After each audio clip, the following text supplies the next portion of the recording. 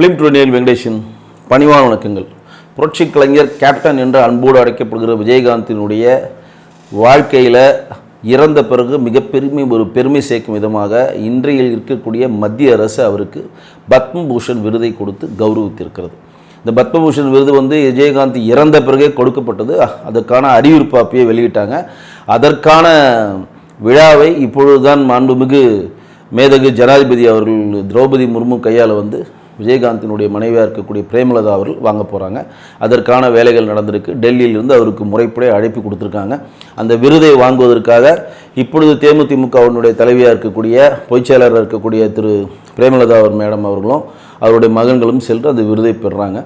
விஜயகாந்த் அவருடன் திரையுலகத்திலும் கலை உலகத்திலும் அரசியலிலும் அவர் ஆற்றிய பங்கை கௌரவிக்கும் விதமாக மத்திய அரசு இந்த பத்மபூஷன் விருதை அவருக்கு கொடுத்திருக்கிறது.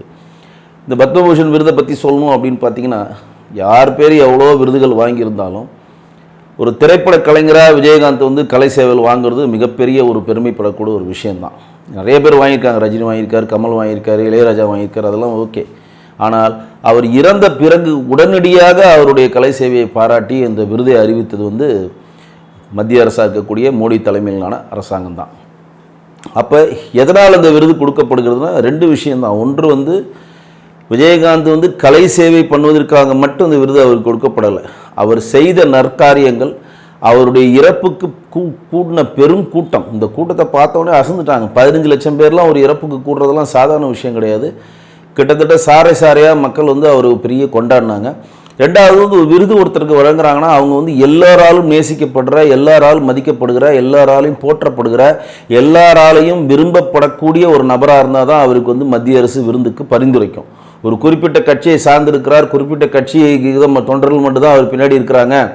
இன்றைக்கி விஜயகாந்த் அவர்கள் இருக்கிறாருன்னா அவர் தேசிய திராவிட முற்போக்கு கழகத்தின் அப்படின்னு சொல்லுகிற அந்த தொண்டர்கள் மட்டும்தான் அவர் விரும்புகிறாங்க.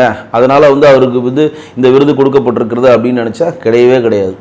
ஏனால் விஜயகாந்தினுடைய தேசிய திராவிட முன்னேற்ற கழகத்தினுடைய அந்த தேமுதிக அந்த கட்சியினுடைய தொண்டர்கள் மட்டுமே அன்றைக்கு விஜயகாந்தோடைய இறப்புக்கு கூடியிருந்தாங்கன்னா அவ்வளோ பேர் கூடியிருக்க மாட்டாங்க. அப்போ விஜயகாந்தை விரும்புகிற எல்லா கட்சி தொண்டர்களும், விஜயகாந்தை விரும்புகிற மாற்று ஹீரோக்களை விரும்புகிற அந்த மாற்று ஹீரோக்களுடைய ரசிகர்களும், விஜயகாந்தை விரும்புகிற தமிழ்நாட்டில் இருக்கக்கூடிய ஒட்டுமொத்த விஜயகாந்தினுடைய ரசிகர்களும் அந்த கூட்டம் தான் அன்றைக்கி ஒரு பெரும் கூட்டமாக அன்றைக்கு அது எல்லாரும் ஆச்சரியப்படும் விதமாக ஒரு விஷயம் இருந்தது. ஏன்னா வரலாற்றிலே முதல் முறையாக ஒருத்தர் இறந்திருக்காரு, அவர் இந்த இடத்துல தான் நாங்கள் வைக்க போகிறோம் அப்படின்னு சொல்லி தேமுதிகவுடைய அலுவலகத்தில் அதை வச்சுருக்காங்க. தேசிய முற்போக்கு திராவிட முன்னேற்ற கழகம் சொல்லுகிற கோயம்பேடில் அமைந்துள்ள அந்த அலுவலகத்தில் தான் வைக்கிறாங்க. ஆனால் கூட்டம் அப்படியே பெருகிக்கிட்டே போகுது. கூட்டம் அவங்க நினச்சதோட கூட்டம் அதிகமாக வருது.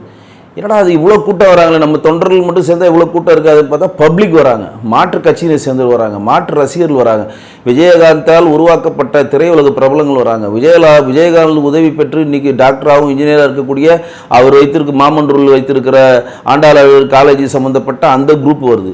அது மட்டும் இல்லாமல் ஃபிலிம் இன்ஸ்டியூட் ஸ்டூடெண்ட்ஸ் அதிகமாக வராங்க. விஜயகாந்தில் உருவாக்கின கிட்டத்தட்ட 50 டேரக்டர்கள் இன்னைக்கு கிளையாக பரப்பி அவர்கிட்ட அசிஸ்டன்ட் டேரக்டராக நிறைய பேர் இருந்திருப்பாங்க. அவங்களாம் சாரையாக வராங்க.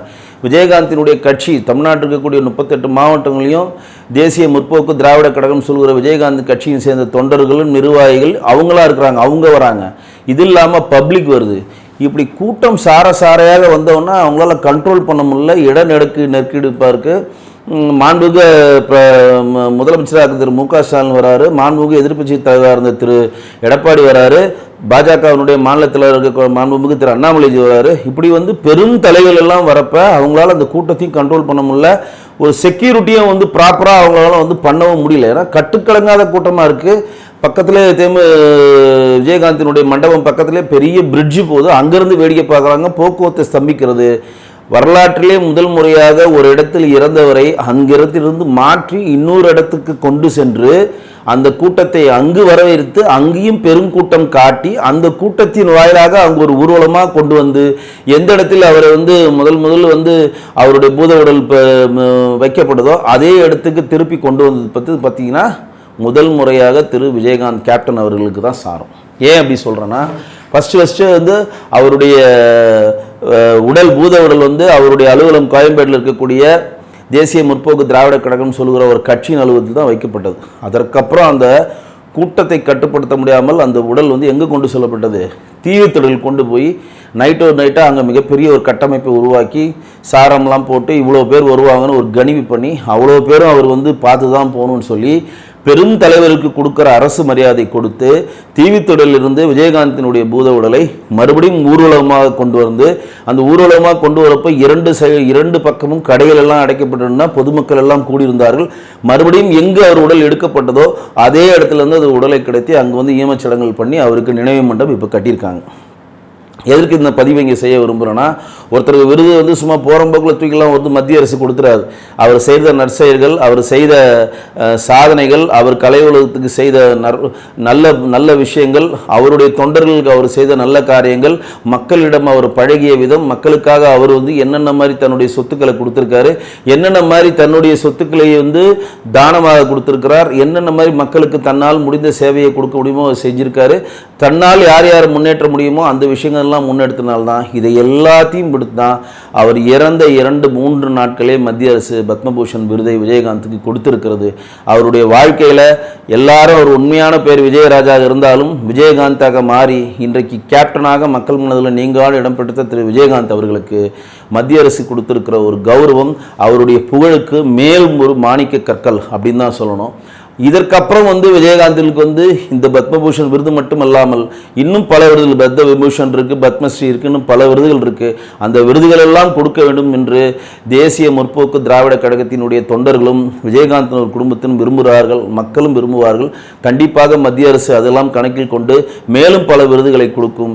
இன்றைக்கு இறந்தும் வாழ்ந்து கொண்டிருக்கிறார் திரு விஜயகாந்த். இனிமேல் விஜயகாந்தை கேப்டன் விஜயகாந்த்னு போடுறதுக்கு முன்னாடி பத்மபூஷன் விஜயகாந்த்னு போடுறது அங்கே இருக்கக்கூடிய குடும்பத்திற்கும் அந்த விஜயகாந்தினுடைய கட்சியினுடைய தொண்டர்களுக்கும் பெருமை சேர்க்கும்.